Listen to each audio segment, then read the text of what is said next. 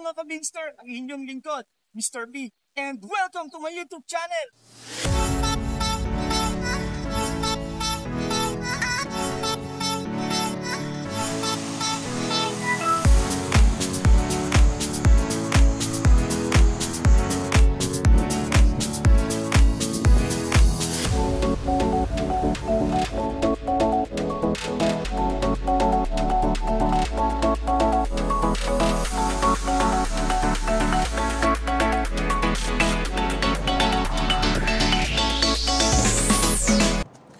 Hi guys! For today's vlog, nandito ako ngayon sa Seaside Corniche, Doha, Qatar.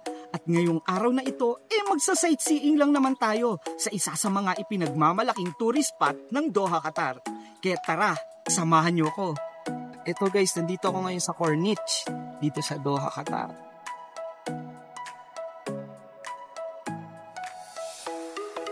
May dagat dito, di ba? Ang Corniche ay salitang French na ang ibig sabihin ay road on a ledge na nangangahulugan ng kalsada o daanan sa gilid ng isang talampas ng bundok. Yun yung city center, yung maraming building. Yun yung parang Makati dito yung mga building na yun. Tapos dito yung Corniche. Yung sinasabi nilang may dagat, no?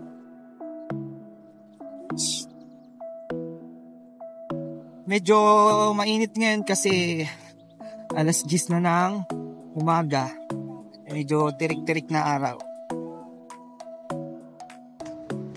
Ito ay nabuo taong late 1970s to 1980s na disenyo ng isang French architect na nagngangalang Jean Nouvel.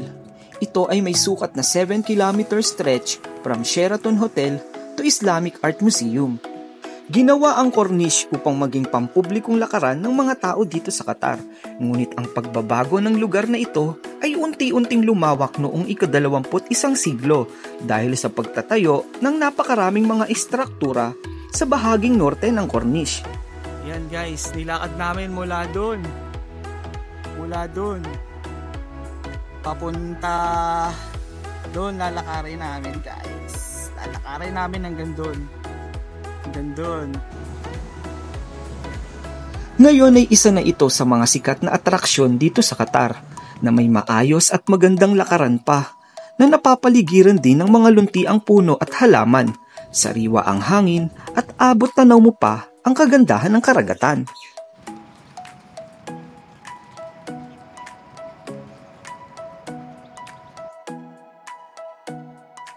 Mainam din itong lakaran ng mga taong nais mag-relax, maglibang, magpaaraw, mag-picnic at mag-ehersisyo dahil nga presko ang hangin dito at napakalinis pa ng lugar na ito.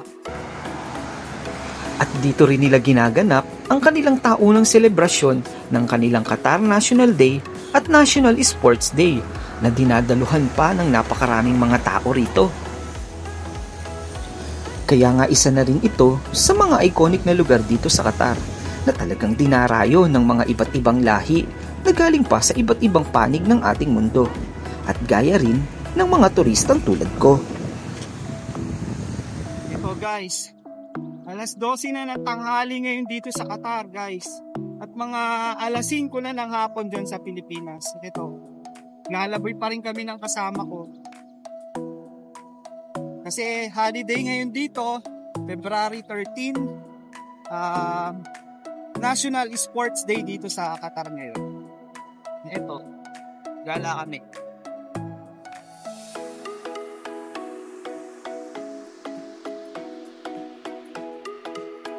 Ito yung kasama ko, si Master.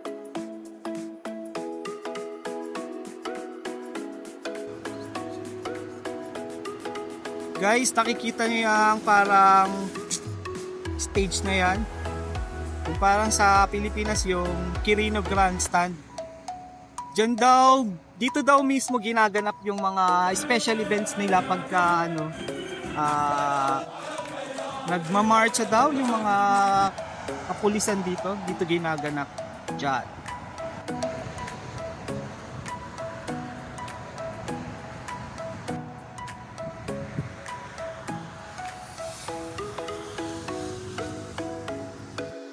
Doon kami pupunta guys ha, sa dulo. Kaya medyo malayo-layo pa ilalakarin namin. Malayo pa ilalakarin namin guys. Layo na nang nalakad namin guys oh. Yun oh. Doon kami lumakad kanina sa dulo doon. Doon sa may shark na yon, doon kami galing. Saan may shark? Basta doon sa may shark. Doon sa may shark.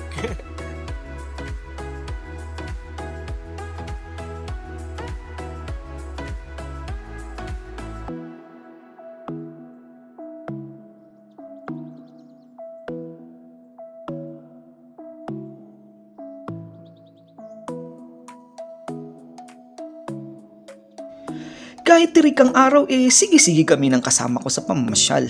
Sinusulit kasi namin ang mga araw na wala kaming pasok dahil pagtapos ng 2 araw, balik na naman kami sa trabaho.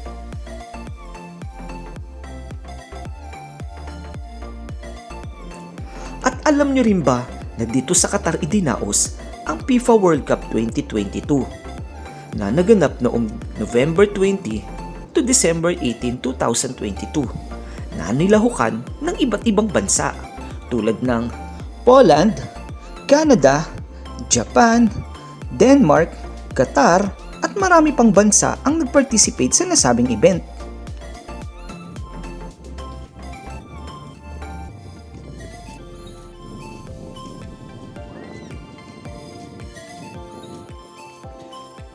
Very Instagrammable talaga ang lugar na ito. Kaya nga araw-araw maraming mga turistang bumibisita dito.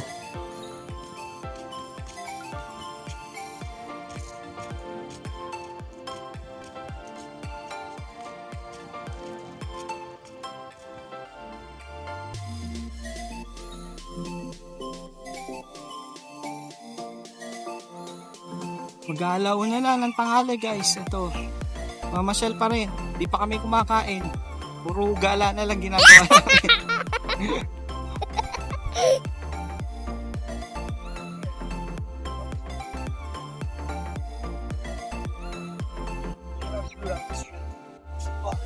Daming ano dito eh. Daming bangka. May bayad yan eh. Di namin natanong, nahiya kami magtanong.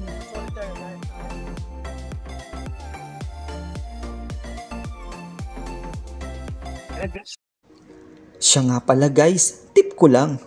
Kung mamamasyal kayo dito sa kahabaan nitong Corniche, siguraduhin nyo lang na may baon kayong tubig at pagkain dahil wala namang mga nagtitinda sa paligid nito at siguradong magugutom at mauuhaw kayo dito.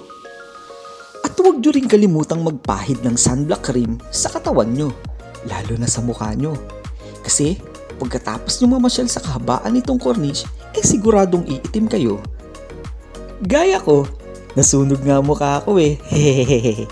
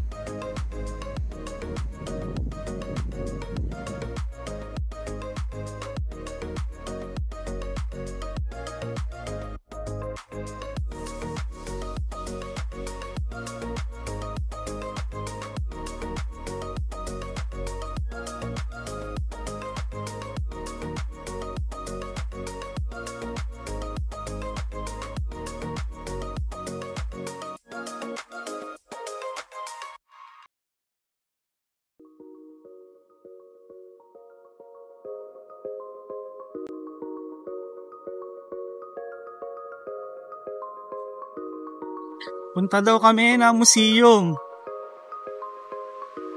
Museum.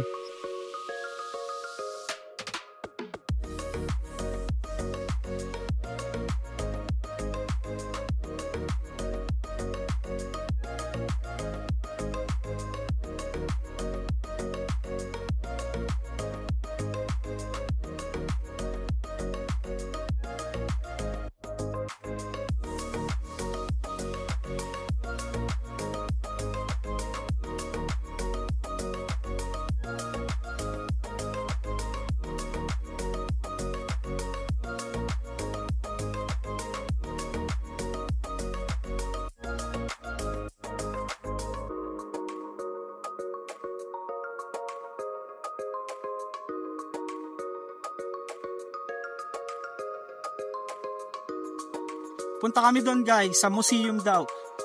Yan, museum. Ay.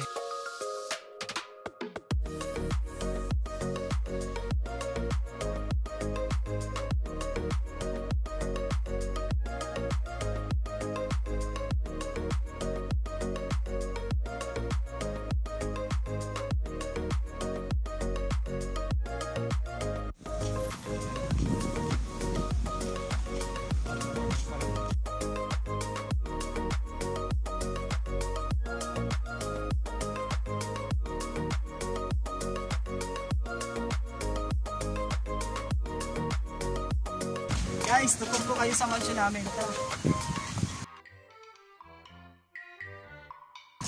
Totong, susi, oh. Buksan mo yung bahay ko. Wala pa kayo sa gate namin, guys, ha. Dito pa lang sa daanan pa lang papunta sa gate. Tapos, guys, yung pala yung mga driver namin, guys. Bakit kami driver namin? Saan? Saan? Yan, mga driver namin yan, guys. Ngabang mo. Tata-tata ka naman. Tapos, dito, maganda ko, master. Oh.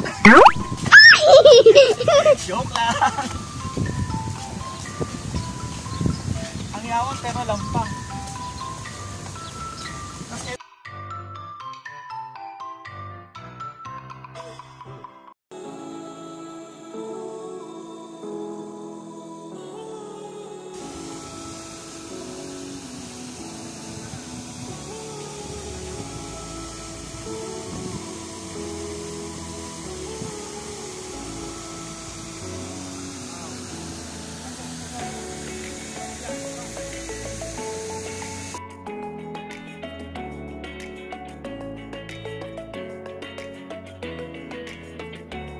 Guys, so yaman, no? May elevator kami, guys, ha. Elevator kami dito. Nasa labas lang ng bahay yung elevator, wow, guys. Diba? Islamic Qatar Museum, guys.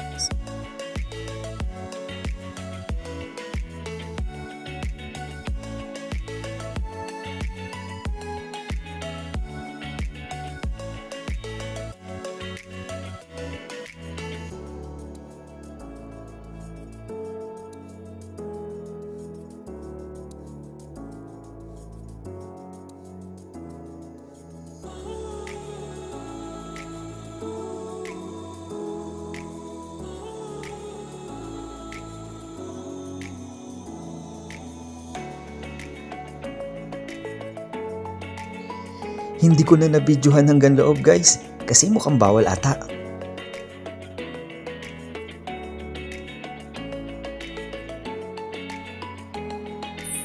Guys, dito ko natatapusin ang aking video. At sana nagustuhan nyo ang aking paggagala dito sa Qatar. Thank you for watching. Bye! See you on my next vlog. Thank you for watching. Bye!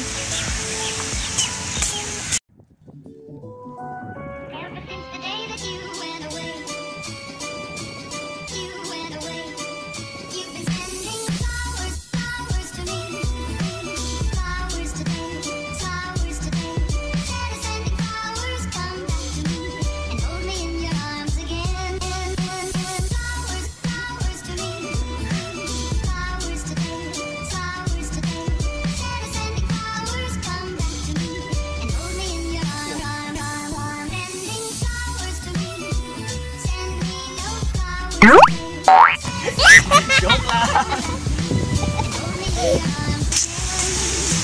Thank you for watching. Bye-bye!